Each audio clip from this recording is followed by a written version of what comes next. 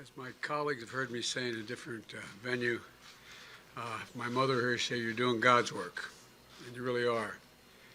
You know, I know that a lot of people are in desperate need of a facility like this and child care. I didn't fully appreciate it as a young member of the county council when I was 27 years old. But when I got elected to the United States Senate, and I was 29, I wasn't old enough to be sworn in yet. Between the time I got elected and the time I actually ultimately went to the Congress, I turned the eligible age of 30. But also in the meantime, there was an automobile accident. My wife was Christmas shopping, and my daughter was killed. My wife was killed. And my two young boys, Bo and Hunter, were very badly injured and hospitalized for a long time. And so I thought, well, I'll get some help. And I was making a decent salary as a U.S. Senator, $42,000 a year. That was a decent salary. And I could not afford the child care. Everybody wonders why I commuted every day 265 miles a day to be back and forth with my children. I could afford the train, it was cheaper, to be able to take every day so I could kiss my boys. It wasn't Ozzie and Harriet, but we'd have breakfast in the morning, and when they got a little older, get them off to school. And I'd get in the train and come home in time to, if I got home in time to have dinner, it was seldom I'd get home in time to have my dinner, and they'd save their dessert, and I got to see them, kiss them goodnight, and get in bed with them. And so it made me realize how difficult it is for the vast majority of people who need help. I was lucky. I had a mother who's nearby. A sister's my best friend who quit her job temporarily and moved in with her husband to help me raise my kids. But most people don't have that option. So I've been conscious of concern in the lack of access and the lack of financial ability to have child care for a long time. And I want to thank the team here at the Capital Development Center for welcoming us today. I want to thank the excellent Connecticut leaders you have here. Ned, you're one of the best governors in the United States of America. No, you really are. You really are, because you stand up for what you believe in and you don't back down. And Mr. Mayor, Luke is an Afghan war veteran. We were talking about all the work he's done with the former governor of Delaware, Jack Markell, now, who's placing Afghan refugees coming out of Afghanistan. And we're continuing to get people out. Thank you for what you do. I really mean it.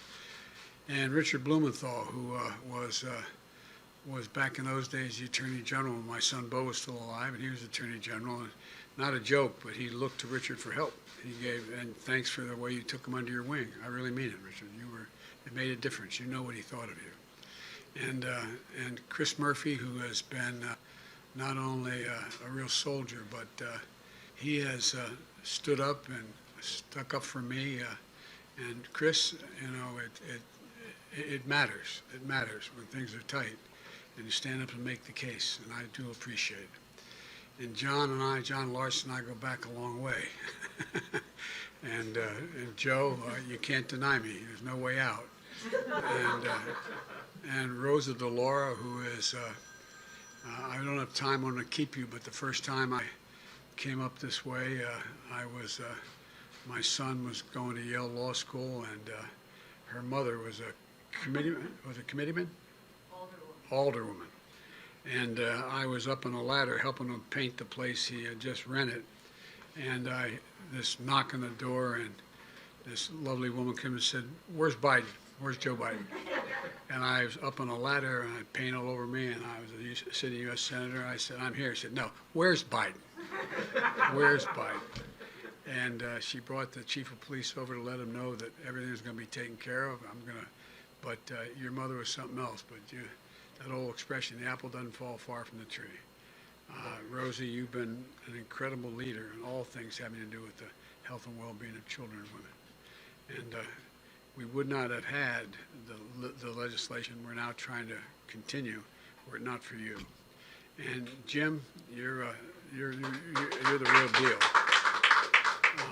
as well as, Johanna, the comment I got from Johanna, I get from everybody. Where's Jill? Where's Jill? I'm Jill Biden's husband. She is now I think she's either in New Jersey or Virginia, I'm not sure, after teaching 15 credits this week at the community college, and she is out there making the case. I'm here today to talk about what's fundamentally at stake right now, in my view, for the families, not only of Connecticut, because you're ahead of the curve in some of what you've done on your own, but for our country. For a long time, America set the pace across the globe.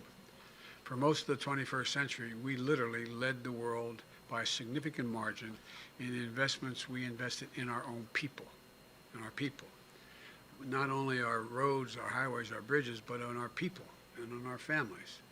And we didn't just build the interstate highway system and invest to win the space race. We also were among the first to provide access to free education beginning back at the turn of the 20th century. It was a distinction and a decision to invest in our children and our families, and it's a major reason why we were able to lead the world in the 21st century, one of the few nations in the world, at universal education for everyone, beginning in what was then first grade. But somehow along the way, we sort of stopped investing in our people. Our infrastructure has fallen from the best in the world. According to the World Economic Forum, our infrastructure ranks 13th in the world. Roads, bridges, a whole range of things. But just as important as the Organization of Economic Opportunity and Cooperation now ranks America 35 out of 37 major countries when it comes to investing in early childhood education and care. Say another way, the world's catching up and beginning to pass us. Jill has, my community college, Dr. Biden, has an expression she's used for real. Any country that educates us will outcompete us. Any country that out-educates us will outcompete us. We cannot be competitive in the 21st century in this global economy if we fail to invest. That's why I propose two critical pieces of legislation being debated in Washington right now. They're both bills. They're not about left versus right. They're not about, moderate versus progressive, or anything else that pits one American against another. These bills, in my view, are literally about competitiveness versus complacency, about opportunity versus decay, and about leading the world or continue to let the world move by us. Folks, a lot of folks know what's at stake in the infrastructure bill. It's about rebuilding the arteries of our economy, putting people to work in good-paying jobs. The estimates from Wall Street would create up to 16 million new jobs over time. Good-paying jobs, union jobs, not $5 an hour, $7, $15, but $40, $50 an hour, prevailing wage. You can raise a family on. You can live with some dignity and pride. Bringing our roads and bridges up to speed, replacing lead water pipes. There's over 40,000 schools across America where you got to be worried when you go to the water fountain, whether there's lead in the water and the children are being poisoned. You can turn on the faucets so that every place in America, but you're sure the water is clean and able to be drunk. Laying transmission lines for a modern and resilient energy grid. Making high-speed internet affordable and available everywhere in America, from urban, suburban, rural. There's parts of the country that are just being left behind. And there are parts of the country in states that are economically prosperous that are being left behind. Meeting the moment on the climate crisis, and in the process, creating millions of good-paying jobs. I've had a couple conferences already held. I'm going to COP26 in Scotland shortly. And what I had 71 heads of state on the first one I did in the White House. And I said, and people are starting to talk about it now, not about me, about the idea. When I think climate, I think jobs, good-paying jobs, union jobs. This is an opportunity. We're the only country in the world that has consistently turned difficulty into opportunity. We have a chance to not only make this world more livable, but to actually create greater opportunity for people. Making landmark investments in public transit and rail, and increasing efficiency, reducing emissions. There's millions of kids getting on diesel school buses, and inhaling air, getting asthma. They should be electric buses. Electric buses. That's going to happen. So look, I'm going to have a tendency to say more than I need to say because you all understand it. But the bottom line is I wanted to come here today because too many folks in Washington still don't realize it isn't enough just to invest in our physical infrastructure. We also have to invest in our people. And that's what the second bill does, the Build Back Better initiative. Seeing children and educators here at this center is a perfect reminder of what our families need for and our economy needs so badly to be able to thrive. You know, you all know the statistics, particularly the teachers here. A child coming out of a single-parent house where there's real difficulty will hear literally 1 million fewer words spoken, not different words, spoken, than the child coming out of a middle-class household. And so no matter what you say, you start them at the same age, at age 6 or 7, 5 or 6 in school, they're already behind the curve, How can we compete in a world of millions of Americans' parents, especially moms, can't be part of the workforce because they can't afford the cost of child care or elder care, I might add. Elder care. They're the sandwich generation getting crushed. Here in Connecticut, the average annual cost to bring your toddler to a quality child care center is about $16,000 a year. That's what it is around the country. Some places more, some places a little less. A lot of money.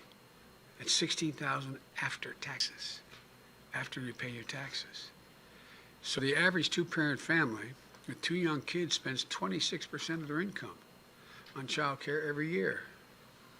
My Build Back Better plan is going to change that. It's going to cut the cost of child care for most Connecticut families literally in half. No middle-class family will pay more than 7% of their income on child care.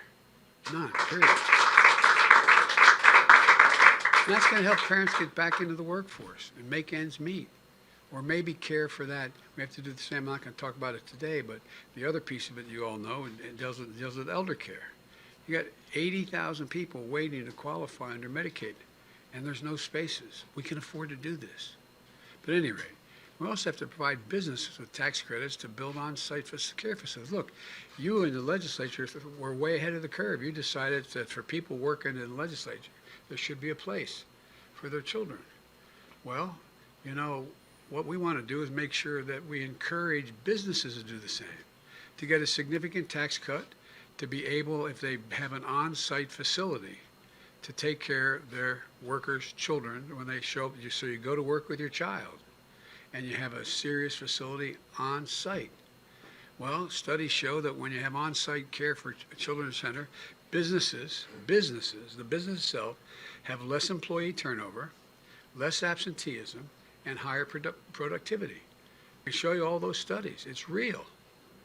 We can't afford to lag behind other countries when they're investing. When America made 12 years of public education universal more than a century ago, it gave the best educated, best prepared workforce in the world to the rest of the world. But if we're designing public education today, all of a sudden we had none, we said, okay, what are we going to do? We need free public education. Does anybody think we'd think 12 years was enough in the second quarter of the 21st century?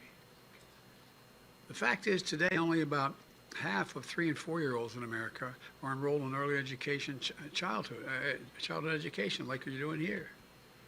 In Germany, France, and the UK, even Latvia, the number of children in those countries enrolled is 90%.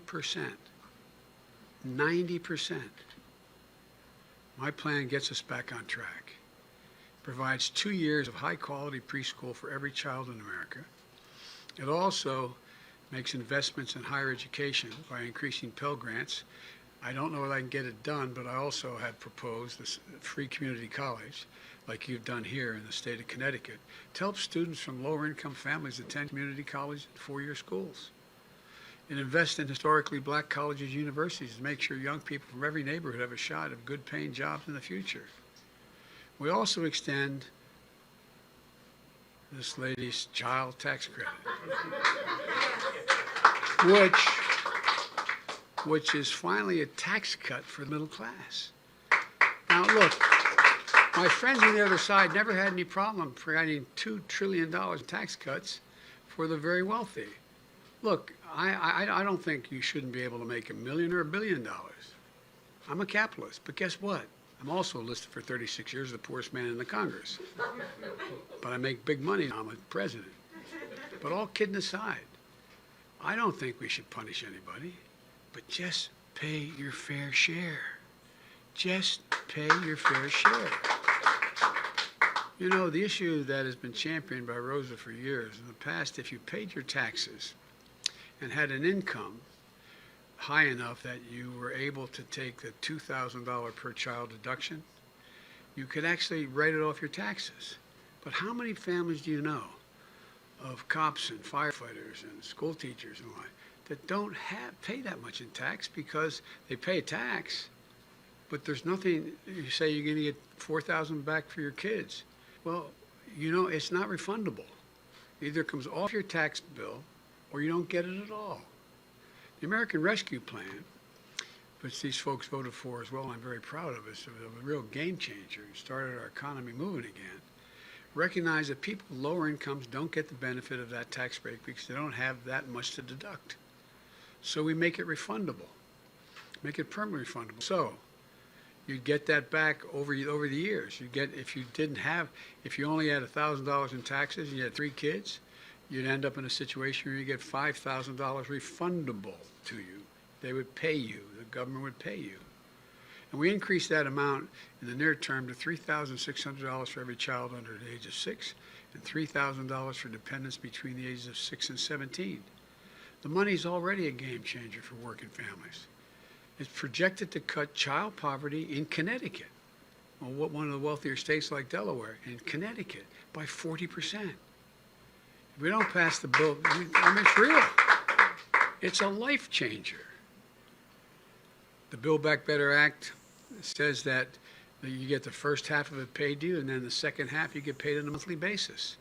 People are getting, hard-working families are getting a check in the mail on the 15th. Today's the 15th, isn't it? Or their bank account, just like you get your Social Security check. But it's for your children. It's for being able to raise your kids. That monthly tax cut for parents is going to end in just a couple months. It's going to impact families of 61 million kids right at the holidays when the winter heating costs are going up. When we need to keep the taxes for families going down. The bottom line is this. When you give working families a break, we're not just raising their quality of life, we're positioning our country to compete in the future. And when I talk to all your folks out in the playground, as I joked, and said, everybody knows I like kids better than people. Fortunately, they're like me. That's why maybe I like them. But all kidding aside, you all talked about what it means to the families of these children. And granted, you had to cut way back, and because of a lot of things happening, things aren't the same as they were. But these bills are about strengthening the economy for decades to come. Both of these bills spend out over 10 years. Take the infrastructure bill. All those investments in roads, bridges, highways, high-speed internet, water, clean water, everything that represent less than 0.5% of our economy each year if you add it all up over these years. And the cost of the Build Back Better bill in terms of adding to the deficit is zero. So when I hear people say it costs $3.5 trillion, and be honest with you, we're probably not going to get $3.5 trillion this year. We're going to get something less than that. But I'm going to negotiate it. I'm going to get it done with the grace of God and the goodwill of neighbors and the creek not rise, as my grandpa would say. But all kidding aside, we're going to keep coming. And because the more we demonstrate it works, the more we can do.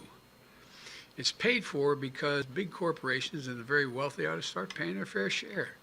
Let me be clear.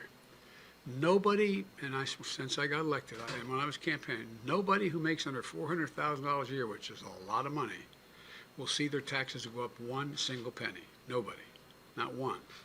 That's why in the highway bill, I didn't add gas tax. So I keep that commitment. In fact, this plan cuts taxes for working people. There's no reason why, as I said, billionaires should pay a lower tax rate, literally a lower tax rate, than a school teacher and a firefighter, a couple. So that's what's happening now. It isn't right that 55 of our Fortune 400 companies, the largest companies in America, last year, 55 of the Fortune 500 paid zero in taxes.